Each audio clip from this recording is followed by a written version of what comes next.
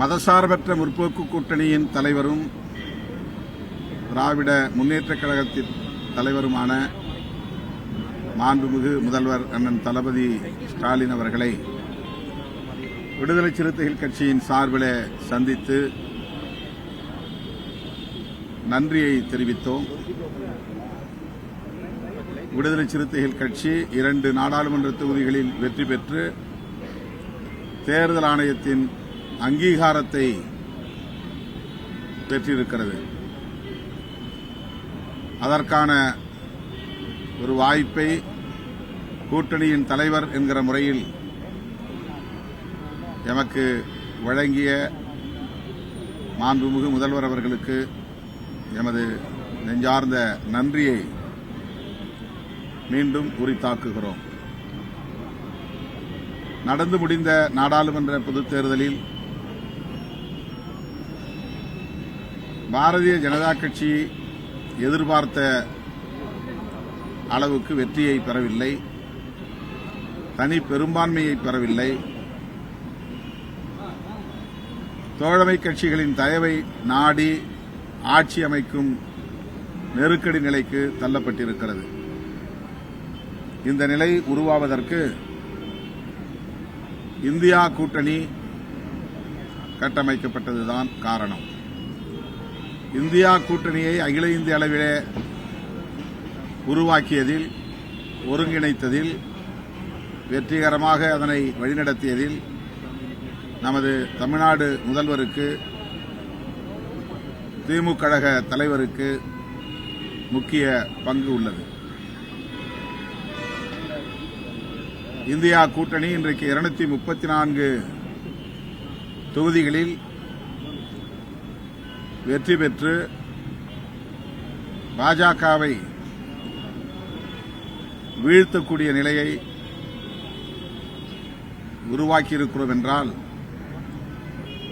அதில் தமிழகத்தின் பங்கு மகத்தானது. 40க்கு 40 இடங்களில் தமிழ்நாட்டிலே நாம் வெற்றி பெற்றிருக்கிறோம்.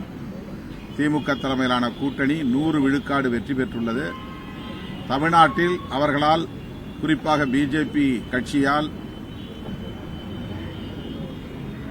ஒரு இடத்தில் கூட வெற்றி பெற முடியவில்லை என்பது அகில இந்திய அளவிலே அனைவரின் கவனத்தையும் ஈர்த்துள்ளது. கேரளாவில் கூட ஒரு இடத்திலே பாஜக வெற்றி,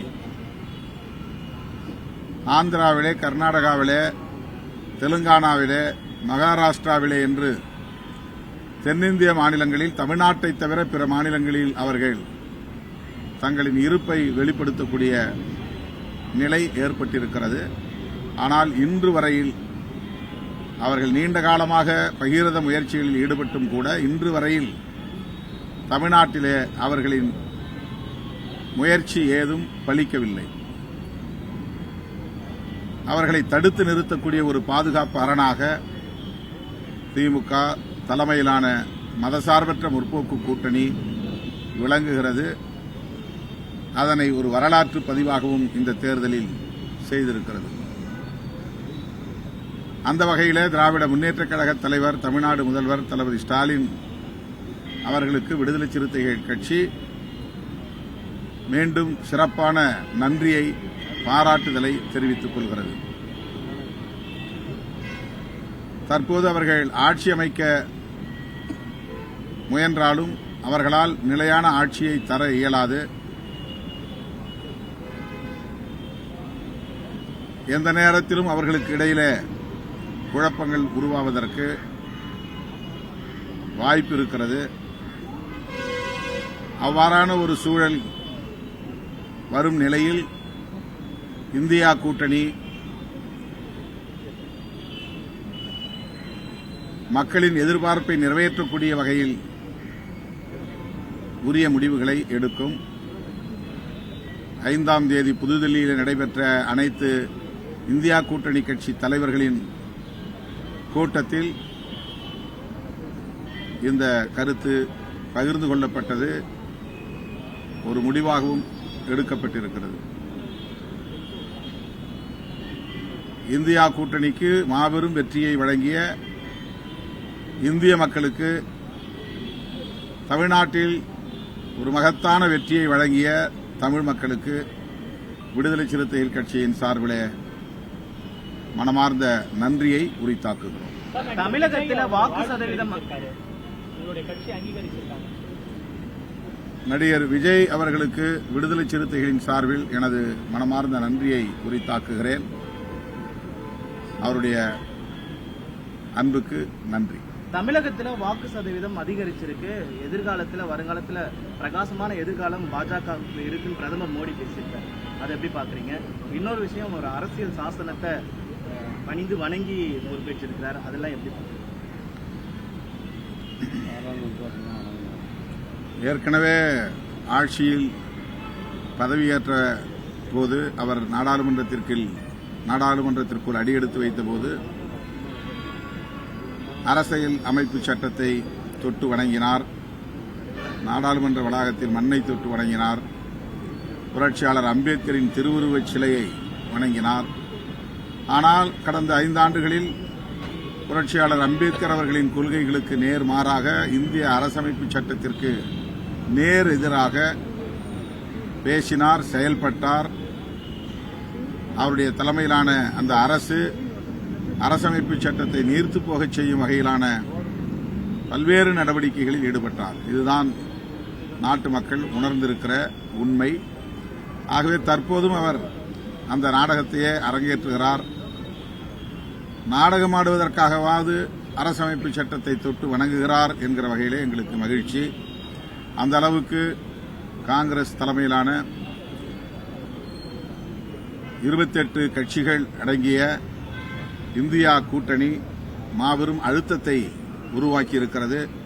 குறிப்பாக ராகுல் காந்தி அவர்களின் பங்களிப்பும் இதிலே குறிப்பிடத்தக்கதாகும். அவர் செல்லும் இடமெல்லாம் அரசமைப்பு சட்டத்தை பாதுகாக்க வேண்டும் என்றுதான் மக்களிடத்திலே வேண்டுகோள் வைத்தார். பாஜக அரசால் அரசமைப்பு சட்டத்திற்கு பெரும் ஆபத்து. அரசமைப்பு சட்டத்தையும் ஜனநாயகத்தையும் பாதுகாக்க மக்களே அணிதிரள்வீர் என்றுதான் அவர் பாரத் ஜோடோ யாத்ரா என்கிற பெரும் நெடும் பயணத்தை மேற்கொண்டார். தேர்தல் பிரச்சார நடவடிக்கைகளிலும் அதையே முன்னிறுத்தினார். விடுதலை சிறுத்தைகளும் அதை தொடர்ந்து வலியுறுத்தி வந்தோம். இந்த தேர்தலில் அரசமைப்பு சட்டத்தை ஆதரிப்பவர்கள் ஒருபுறம், அரசமைப்பு சட்டத்தை எதிர்ப்பவர்கள் இன்னொரு புறம் என்கிற வகையில்தான் பரப்புரையே அமைந்திருந்தது. அதற்கு மக்கள் தீர்ப்பளித்திருக்கிறார்கள். கடிவாளம் போடக்கூடிய வகையிலே பாரதிய ஜனதா மற்றும் சங் பரிவார்களின்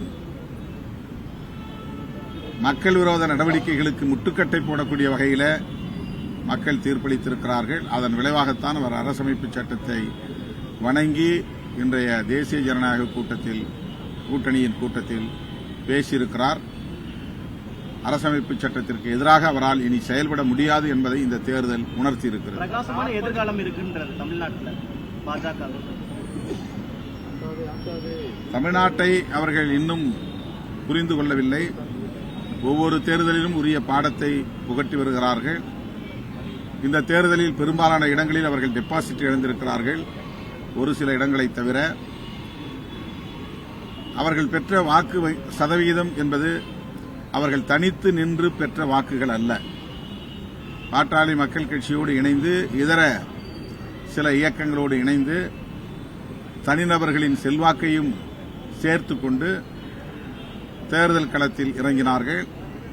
தனிநபர்களுக்கான வாக்குகள், சில அரசியல் இயக்கங்களுக்கான வாக்குகள், பாட்டாளி மக்கள் கட்சியின் வாக்குகள் என்று அவர்கள் பெற்ற வாக்குகள் பாஜகவின் வாக்கு வங்கி ஆகிவிட முடியாது.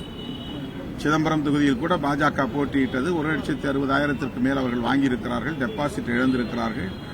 அந்த 1,60,000 வாக்குகள் பாஜக வாக்குகள் எத்தனை என்பதை அவர்கள் பிரித்து சொல்ல வேண்டும். ஆகவே இந்த வாக்கு சதவிகிதம் என்பது பாட்டாளி மக்கள் கட்சி உள்ளிட்ட தோழமை கட்சிகளுக்கான வாக்குகளை தவிர பாஜக வாக்குகள் அல்ல. இந்த யதார்த்தத்தை அவர்கள் புரிந்து கொள்ள வேண்டும். பாஜகவுடன் இணைந்து செயல்பட்டிருந்தால் நாங்கள் 30க்கு 33 சீட்டு வச்சிருப்போம்னு அதிமுகவை சேர்ந்த முன்னாள் அமைச்சர் எஸ்பி வேலுமணி தெரிவிச்சிருக்காரு. அது எப்படி பாக்குறீங்க? கூட்டணிக்கு தேர்தலுக்கு முன்னே பாஜகவை விமர்சிச்சு இப்ப மாற்று கருத்து தெரிவிச்சிருக்காரு. அதிமுக தலைமையின் மீது உள்ள கசப்பை அவர் வெளிப்படுத்தி இருக்கிறார்.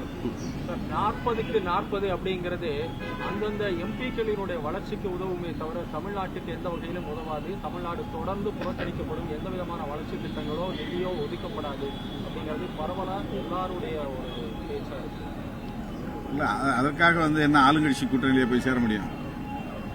நமது எதிர்க்கட்சியாக இருந்து என்ன கடமைகளை ஆற்ற வேண்டுமோ அந்த கடமைகளை ஆற்றுவோம், ஜனநாயக நெறிமுறைகளை பாதுகாப்போம்.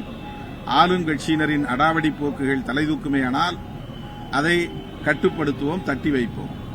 அதுவே மக்களுக்கு செய்கிற பெரும் நலன்தான், தமிழ்நாட்டுக்கு கிடைக்கிற நலன்தான். விஜய் பிரபாகரன் கடைசி வரைக்கும் ரொம்ப போராடி குறைந்த வாக்கு, ஒரு 4500 வாக்குல தோற்கடிக்கப்பட்டிருக்கிறார்.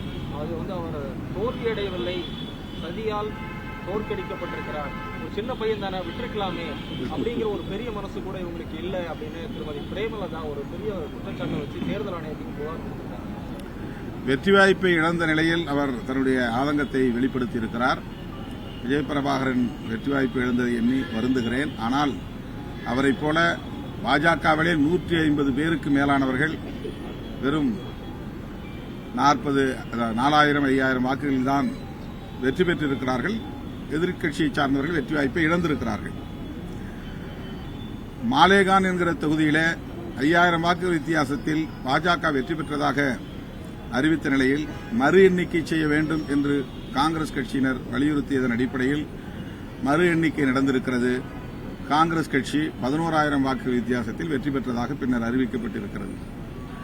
அதன்படி பார்த்தால் அகில இந்திய அளவிலே ஏறத்தாழ 100க்கும் மேற்பட்ட தொகுதிகளில் பாஜக உண்மையில் வெற்றி பெறவில்லை, தம்முடைய அதிகாரத்தை பயன்படுத்தி அவர்கள் அறிவித்துக் கொண்டார்கள் என்ற கருத்தும் பரவலாக உள்ளது. எனவே இப்படிப்பட்ட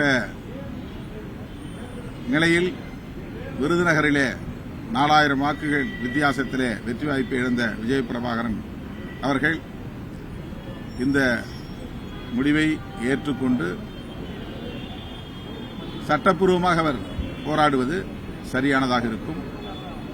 அவருக்கு என்னுடைய வாழ்த்துக்கள். சட்டமன்ற தேர்தலில் தனித்து போட்டியிட்டு ஒரு பாமக தலைமையில் ஆட்சி அமைப்போம் அப்படின்லாம் சொன்ன பாமக இன்னைக்கு தன்னுடைய கட்சியினுடைய அங்கீகாரத்தையே இழந்து நிற்கக்கூடிய ஒரு சூழல், என்ன காரணம்? அது அவர்களுக்குத்தான் தெரியும். அவர்களை கேட்டு நீங்கள் விளக்கம் பெற வேண்டும்.